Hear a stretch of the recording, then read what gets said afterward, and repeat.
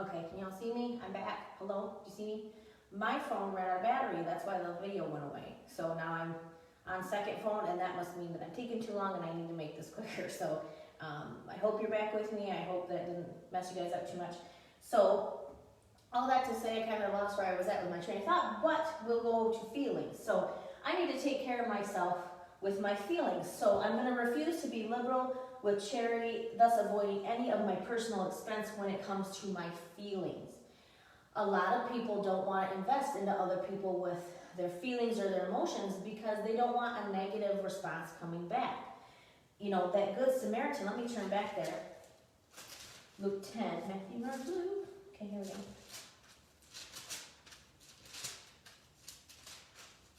I hope you guys got back on, okay? I'm sorry about that. Okay, so back to Luke 10, verse 30 through 37. That's the account of the Good Samaritan. Okay, feelings. Now, this Samaritan man, it doesn't say here in the Bible anywhere where he was worried about anything negative coming back to himself. You know, it says he had compassion, he went to him, bound his wounds, poured in the oil, so he had compassion on him, took his time, took some of his money and his possessions to help him, brought him to the inn, and then he took care of him. It doesn't say anything about the Samaritan being like, ooh, if I do this, he could, want more, or if I do this, he's going to come back and he's, what if he's mean to me later, or what if, this is something that they probably did not worry about then, but, oh man, I bandaged up his leg. What if there's a scar there and he sues me? I'm sure that's not but the feelings. Sometimes we don't want to invest in people because we don't want to be hurt back. But here's the thing. Remember our example in Jesus? What did he do for everybody in this whole world? And what did we do to him all the time? We repaid him for what he's done for us by taking care of ourselves, especially with our feelings. When we turn him away, when we don't want to do what he says, when we don't want to be in his word, when we don't want to follow the Holy Spirit. We do that all the time, but Jesus still sacrificed for us. All right? So we need to, if we're rooted in self, and we need to take care of ourselves with our money, our time, our things, our feelings, our actions towards others, if there's any, they're not going to be like this really good example of the Samaritan man. They're not going to be like that. We are not going to be giving. We're going to be selfish with our time and our things. And we're not really going to get to know people or put ourselves out there because we're afraid of giving of our feelings. All right, let's see. That is actually all I have.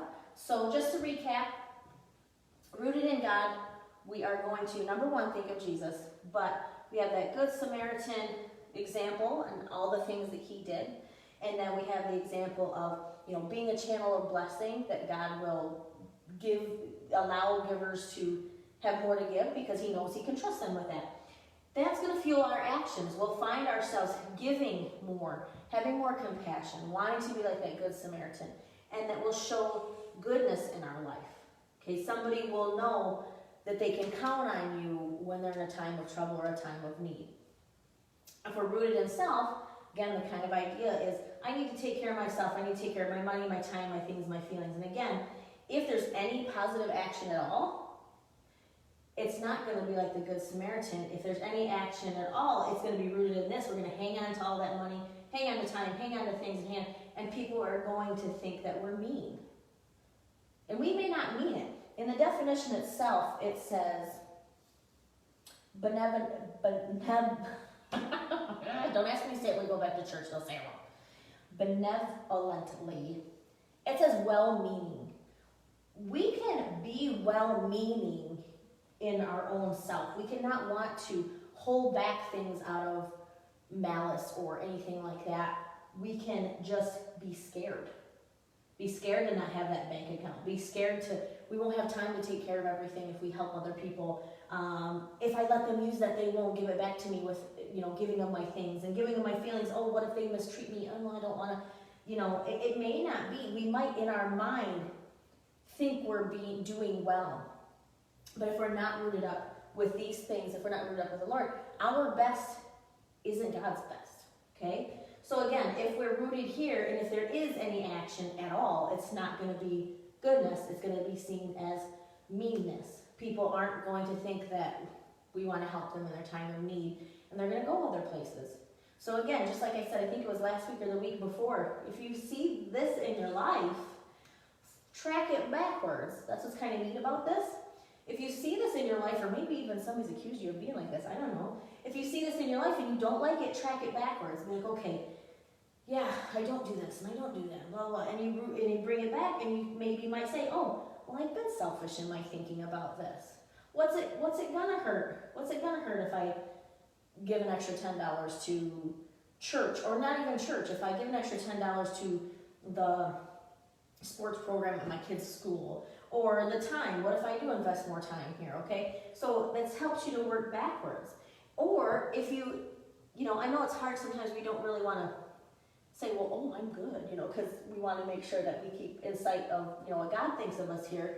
But if you're here, but you think you can be better, then go back to here, especially that story of the Good Samaritan, and break it down and say, okay, Lord, where can I do better? What can I do better? Because that inevitably in life is what we should be asking all the time. What can I do to be better? So that's all I have today. Again, keep looking on Harvest Baptist for updates with ladies things. I have a couple ideas. Again, my husband will give updates as far as church opening back up. It will not be tomorrow. I'm sorry that I'm going to miss y'all on Mother's Day. We were really excited to do a little something for Mother's Day. Unfortunately, we can't do that, but that doesn't mean you guys can't have fun tomorrow with your family and things like that. So have a great Mother's Day. I'm really hoping and praying that it's not too windy, because I really want ribs on the grill. I don't know about you guys, what you're doing, but I would really like to cook out. But if not, we'll eat. We always eat, right? So have a good week. Again, I will plan on, unless I have another surprise visitor on Friday, I will plan on doing this Friday. Keep us in your prayers. Everything is doing good, but we're excited to see how the Lord is going to bring us all back together. My husband will give updates. I'll give updates on what we're doing with ladies stuff. But continue to be in your word and praying for each other. And let's do this. I'll challenge you guys. And I'll bring it back to this. People, at least on social media, are starting to get a little cranky again. I know, we're all frustrated. We all want to be together. We all want to do the thing. But on social media, people are getting a little cranky again. I know it's like getting to the end, and it's like we just want to get it over with, right? But let's think about this, and let's challenge each other on social media and face-to-face, and when we talk with other people. Let's think about this. We want people to see the goodness in there. So let's not take care of ourselves with our feelings by getting out there how we feel about it in a negative sense. Does that make sense for a little challenge for this week? Let's make sure that people see the goodness in our life. If we're going to give something as far as our advice or where we stand on things, let's make sure it reflects Christ and how he would handle that. Just as a little challenge, okay? I mean, there's lots of things to be looking forward to. And there's lots of things that we've probably learned during this time. I know we're getting tired of being alone in our house with our family. We want to be together. It's coming soon, and we'll see all the cool things the Lord's done through this pandemic and through the stay at home. It might not be now, but it might be later, but he's known about it from the beginning, and it's all good. So let's try to show some goodness just this week with our actions and how we deal with people on social media and this, as far as this pandemic goes. That's my challenge. So I will see you guys, Lord willing, next Friday, and I think we only have 3 or 4 fruits left. No matter what happens with going back to church, we'll make sure we finish them on videos like this, and just stay tuned for updates on everything else. Have a good day, guys. Bye.